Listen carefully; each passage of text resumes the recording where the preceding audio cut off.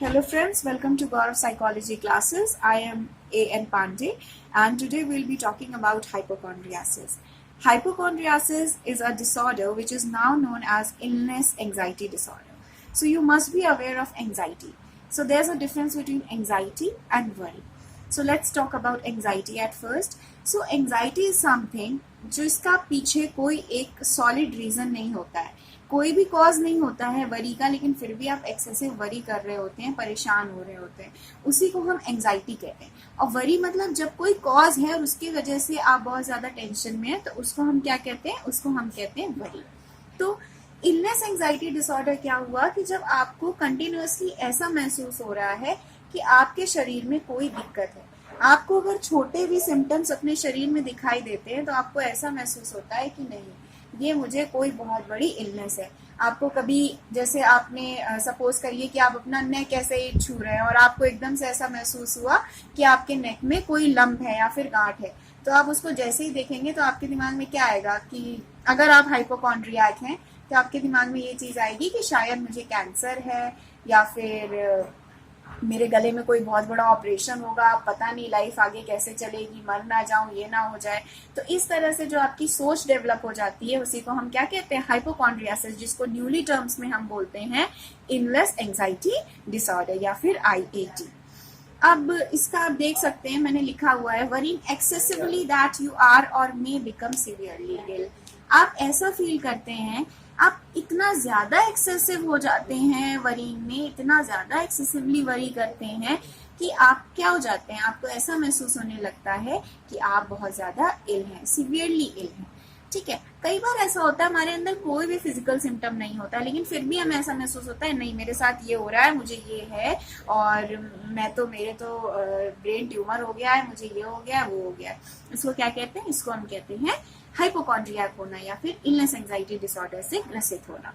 अब इसका हम बात करेंगे कि इसके सिम्टम्स क्या होते हैं। तो इसके सिम्टम्स जो होते हैं वो ये होते हैं कि आप कंटिन्यूअसली पूरा फोकस अपनी बॉडी पे रखते हैं, आप अपनी दिनचर्या को बिल्कुल खराब कर देते हैं। You are least bothered about what is happening with you, The only thing that matters is your bodily symptoms। आप बस अपने बॉडी के सिम्टम्स को देखते रहते हैं, अरे ये यहाँ क्या हो रहा है, वहाँ क्या हो रहा है, और बस इसी में आपका पूरा दिन निकल जाता है। और इसके सिम्टम्स ये है कि कई बार आप जब कोई भी सिम्टम, जैसे आपको सपोज करिए कि आपको ब्रेन में पेन हो रहा है, तो वो पेन से ज्यादा आप इस चीज से परेशान हो जाते हैं कि अरे मेरे कहीं ब्रेन ट्यूमर तो नहीं है, ब्रेन कैंसर तो नहीं है। तो इतना जब आप सोचने लगते हैं तो आपको एंजाइटी फील होती है, उसकी वजह से आपको पैल्पिटेशंस और मतलब आपकी धड़कन बढ़ जाती है, आपका पसीना आने लगता है, स्वेटिंग होने लगती है। तो ये सारे सिम्टम्स हैं और आप काफी अपना टाइम, अपने जो पूरा डे है उसका मोस्ट ऑफ द टाइम किसमें इन्वेस्ट करते हैं, अपनी बॉडी को चेक करने में, और बार बार चेक करते हैं अपनी बॉडी को। आप एक बार चेक करेंगे आपको लगेगा नहीं है, फिर लेकिन आप क्या करेंगे, फिर आप चेक करेंगे, फिर कब लगे आपको कि नहीं ऐसा है, मुझे डॉक्टर के पास जाना चाहिए। फिर जब आप डॉक्टर के पास जाएंगे आप बार बार रीअश्योरेंस लेना चाहेंगे, और जब डॉक्टर के पास जाएंगे तो वो आपसे कह देगा कुछ नहीं है, लेकिन आपको लगेगा अरे ये डॉक्टर बेकार है, इन्हें कुछ पता ही नहीं है, लगता है इन्होंने जो टेस्ट किए हैं मशीन खराब होगी, इन्होंने तो सब गलत टेस्ट किया है। तो ये क्या है, ये है हमारे सिम्टम्स। अब इसके बाद कॉजेज की बात करते हैं। तो देखिए बच्चों, कॉजेज जो है वो कई सारे हो सकते हैं, लेकिन मेजर जो कॉजेज हैं वो मैं आपको बताती हूँ। फैमिली एक बहुत बड़ा रोल प्ले करती है। अगर आप ऐसी फैमिली में पैदा हुए हैं जहाँ पे आपके माँ या बाप या किसी भी ऐसे क्लोज संबंधी जो आपके साथ परमानेंट रहते हैं, उनमें से अगर किसी को ये डिसऑर्डर है, तो डिसऑर्डर है या फिर वो बहुत ज्यादा वरी करते हैं अपनी हेल्थ के बारे में, तो वो आप में भी आ जाएगा। क्यों? क्योंकि आप कंटिन्यूअसली देख रहे हैं ना कि अरे इतना परेशान होना चाहिए, तो वो आपके अंदर भी आ जाता है। कई बार कुछ पेरेंट्स ऐसे होते हैं जो इतना ज्यादा ध्यान देते हैं अपने बच्चों के ऊपर, जरा सा खांसी हो जाए तो पागल होने लगते हैं, अरे डॉक्टर के पास ले जाओ। तो ये सब चीजें जब बच्चा छोटे से देखता है ना कि अरे इतनी सी चीज में इतना ज्यादा केयर किया जा रहा है, वो किया जा रहा है, तो मतलब ये बहुत बड़ी बीमारी होगी। तो ये धीरे धीरे क्या होता है कि छोटी छोटी चीजें भी हम लोग क्या करने लगते हैं, एग्जेगरेट करके उसको बहुत ज्यादा समझने लगते हैं। दूसरा कॉज जो है वो आप ये कह सकते हैं कि कई बार हमारा जो दिमाग है वो ऐसा, उसकी ऐसी टेंडेंसी हो जाती है कि वो हमेशा बुरा ही सोचता है, नेगेटिव, जिसको आप कहते हैं कि नेगेटिव सोच डेवलप हो जाती है आपके अंदर। तो नेगेटिव थिंकिंग जो है वो भी कंटिन्यूअस वरी करना, जो लोग हर चीज में वरी करते हैं, सिर्फ सेहत की बात नहीं है, अरे मम्मी ने ये कह दिया, उन्होंने ये कह दिया, इसने ये कह दिया, ये सब का भी जो वरी करते हैं उनके अंदर भी वो इस चीज को लेकर भी वरी करते हैं कि मेरे शरीर में क्या हो गया। तो ये भी एक कॉज हो सकता है। तो ये कॉज थे बच्चों। अब हम बात करते हैं प्रिवेंशन के बारे में।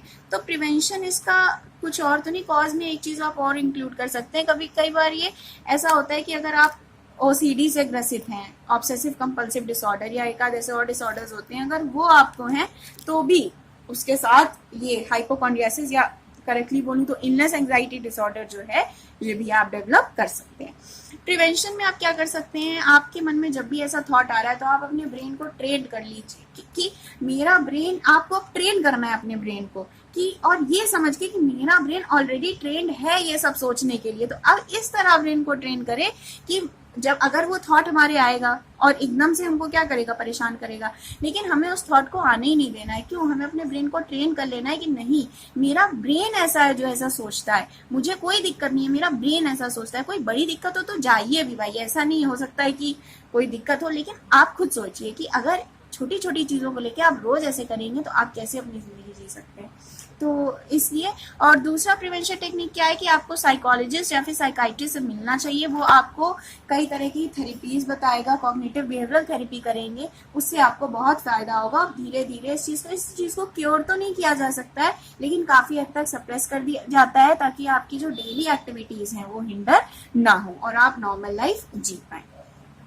तो और आप एक चीज कर सकते हैं कि आप जैसे बॉडी में सिम्टम है कोई, तो रीअश्योरेंस मत लीजिए। आप जितना रीअश्योरेंस लेंगे आपके अंदर उतना ही वो डेवलप होगा। तो कोशिश करिए कि नहीं, मुझे ऐसा महसूस हो रहा है, ऐसा कुछ भी नहीं है, और अगर डॉक्टर ने बोल दिया है कि सब ठीक है तो ठीक है, इतना परेशान होने से कोई जरूरत नहीं, क्योंकि जो होना होगा वो तो ऑब्वियसली ये थोड़ी फिलोसफिकल बात हो गई, लेकिन हाँ ऐसा ही है।